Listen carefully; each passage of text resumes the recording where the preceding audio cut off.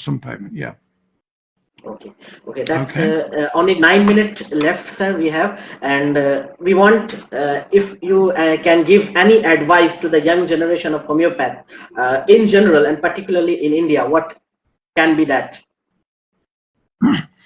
Well, I would not presume to advise practitioners in India because, as you know better than I do, India is really the jewel in the crown of homeopathy today and has been for a long time. There are more homeopaths in India than anywhere else on earth. So you are doing very well already. I think that the main advice I would give is to learn materia medica. The one thing that I didn't do sufficiently, which I criticize myself for, is because you can learn from the mistakes and the deficiencies in your own practice or your own life. And I think, learning materia medica, I think, what was her name? Margaret Tyler, she said, you should learn a remedy every day. Spend a whole day just studying one remedy. And if you do that 365 days a year, you will have everything at your disposal, assuming that you pick the top 100 remedies and then a few more.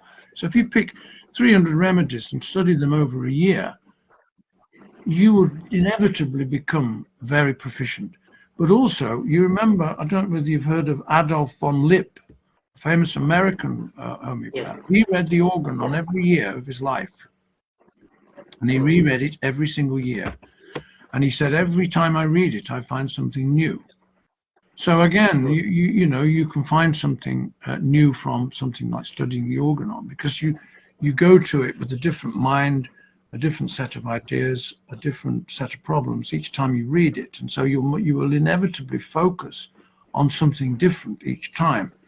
So I think studying the great books, studying materia medica, those two are important. But I think most important is the consultation, how you analyze a case.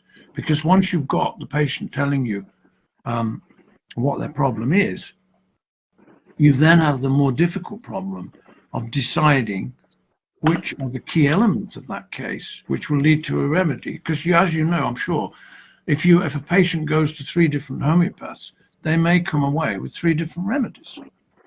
How do we explain that? And of course, we explain it by saying that those homeopaths have seen something slightly different in that case from each other. And then that's led them to prescribe a different remedy, maybe pulsatilla, maybe silica, maybe lycopodium, 3 quite closely related remedies, or sepia, napmia, bryonia. You can see these patterns in the symptoms of the drugs, that certain drugs are very close to each other in similarity. So I think that is an important aspect of prescribing, learning how to boil down the symptoms that a person has given you into the key elements, to translate what the patient has said into an anamnesis, isn't it? It's the anamnesis, so that you then get the basis for your prescription. And that is not clear my German is not good enough yet for me to be able to say how Hahnemann did that. But I hope eventually to be able to see that process in the case books where he's interviewing the patient and how he decides on the remedy that's the best one for that case. Also, another one, of course, is that you see him change the remedy as time goes on for the same patient. And again, we need to know why he did that. What's changed in the case? And the third piece of advice is, how do you maintain the case through time? That's another problem, because when you've seen a patient once and they've done well on that particular remedy, what do you do next time you see them? How do you assess the changes in the case? Are they still on the same remedy?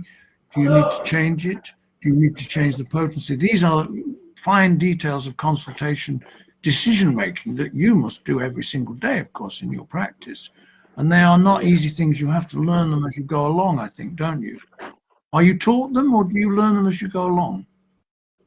We have been taught in our colleges. There are regular courses, as you know, sir. There is graduation, post-graduation. Through our college life, we have practical sessions and theory sessions where we have been taught along in the clinical classes, in the theoretical classes, all have been taught. But a bunch of learning of this practical aspect have been done, have been from the hospitals. We worked during our graduation and post-graduation examination. Further on private practice, of course, it's lots of there to learn from private practice as well. Thank you, sir. That's very grateful. We are very grateful. You have given a precious time for us. Thank you very much, sir. That's end our session here. Okay, great. Thank you. And will the recording be available? Oh, it will be available on the page also.